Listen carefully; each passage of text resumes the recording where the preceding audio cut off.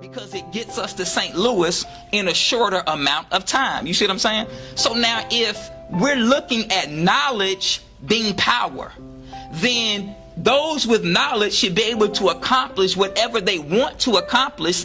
If you have the greater knowledge, you can accomplish it in the shortest amount of time. You understand what I'm saying? So since we don't have knowledge, we talk about opening businesses, right? But we never open any businesses, because if we had the knowledge, then you would see that in the activity. You see? But now you take an Arab, you take a Korean, you take anybody who just got off the boat, just came here. And they might not have gotten the fine college education that we got. They might have not have gotten the knowledge that we got. But look at the activity. As soon as they come here, they open businesses, and it's usually in our community.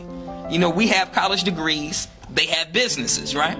So if we really had knowledge, then you would be able to see the effect of the knowledge in the activity going on in our community. But the evidence that we don't have the knowledge we think we have is because there's no activity. You with me? I'm with you, brother. Praise be to Allah. For those who just now tuning in, welcome to the Self-Improvement Basis for Community Development Talk Show. We're sitting here with our brother as we discuss a new educational paradigm, study guide written by the Honorable Mr. Farrakhan. I have one more question, and then we're going to take some questions from our audience. Okay. Now, the American educational system is very diverse. It's black, white, Asian, Latinos, male, female, and now we have homosexuals, heterosexuals, transgender. Is there a specific way for us to teach each individual human being? Should the classes be divided? Because the reason why I asked that question, now, there's a lot of confusion. Now young men are coming to school and they want to use the women's restroom. You got young women come and say, now I want to use the men's restroom. You got all of this going on in the confusion going into the school system. And you have some schools say, well, we are achieving because we put the boys in one class, we put the girls in another class. When you go to the Nation of Islam school, we educate them separately. Right. What is the best way? Well, you know, the best way is the way that was given to us by the most honorable Elijah Muhammah. You know, and we talked about this before we started, but see, whenever God raises up a man, that man, he doesn't have time to sit down with each individual and explain to each individual the ins and outs of what he's teaching, because he would never be able to teach the rest. If every person that came to him to be taught, he has to go into detailed explanation on why we got to do this, why we got to do that. So what he does is he delivers a word, and those that adhere to the word, then you see success, right? And those that reject the word, the Holy Quran says it like this: travel in the land and see what was the end of the rejectors. So if we look back and we might see a friend who we met in high school that might have rejected the teachings or whatever the case may be, and now they may not be here anymore, they may be strung out on drugs. So it takes time to see the consequences of rejection.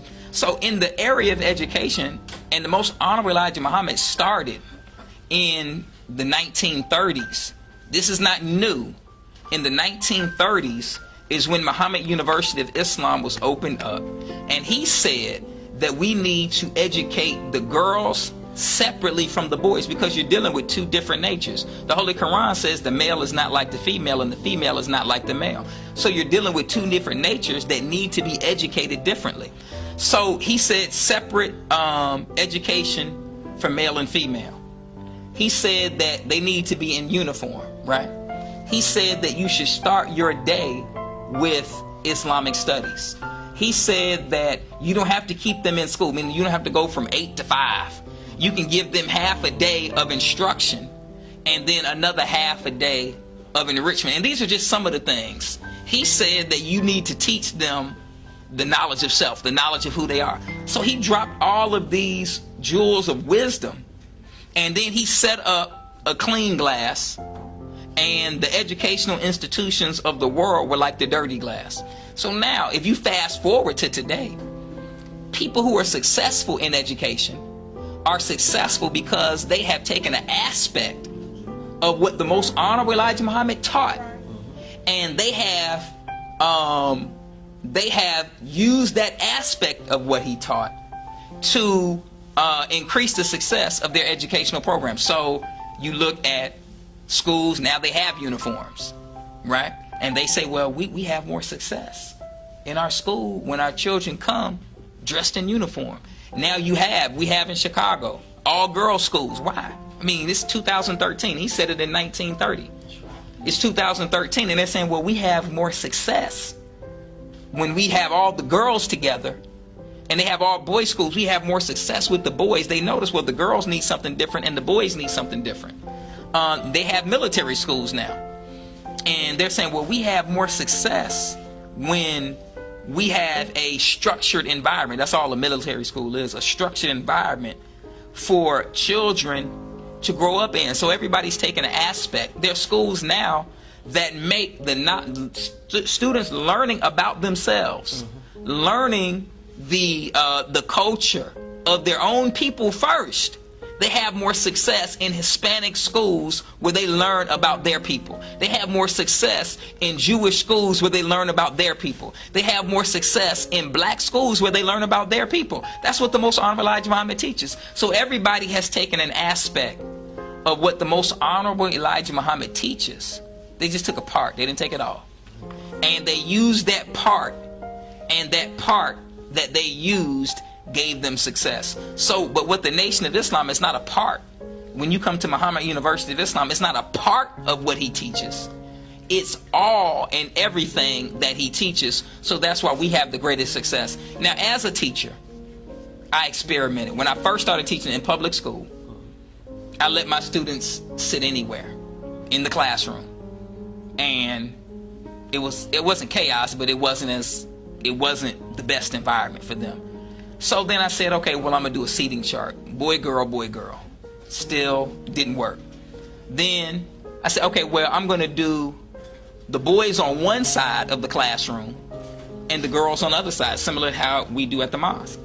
So when I did the boys on one side of the class and the girls on the other side, I had greater success. And I did that for years. But what I learned was that the boys, because the issue in education is the black male. The boys who didn't want to be engaged, they would come to their side of the classroom and they would go straight to the back. If you go to any public school right now and there's black males in the classroom, the boys are in the back of the classroom. They go to the back because they don't want to be engaged in education. So they go to the back to be left alone, whatever the case may be. So me being an educator and being a follower of the Most Honorable Elijah Muhammah, I couldn't let that happen. I couldn't allow these boys to sit in the back, even though me having the girls on one side and the boys on the other side was successful. So then I said, okay, I'm going to move all the boys to the front of the classroom.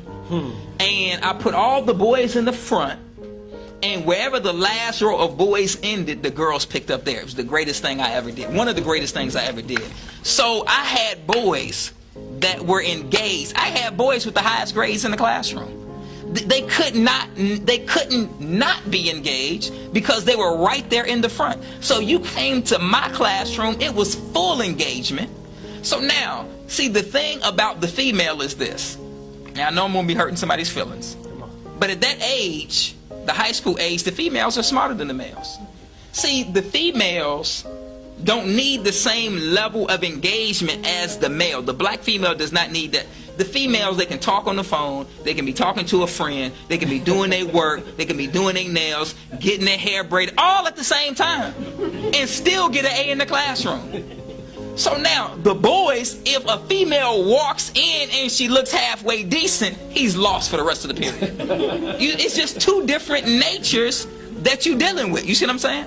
So if you want to get the black male, then you have to do something directly for the black male in order to get them engaged. So that's what I did. Everybody talks about the black male this, the black male that, but they don't do anything. The difference between the Honorable Minister Louis Farrakhan and the other leaders is they talk, but they don't do. The Honorable Minister Louis Farrakhan, he talks and he does. You see them, and we're the living examples of not just a speech, but we're the living examples of a lifetime of work that a man has done dedicated to the black community. All praise.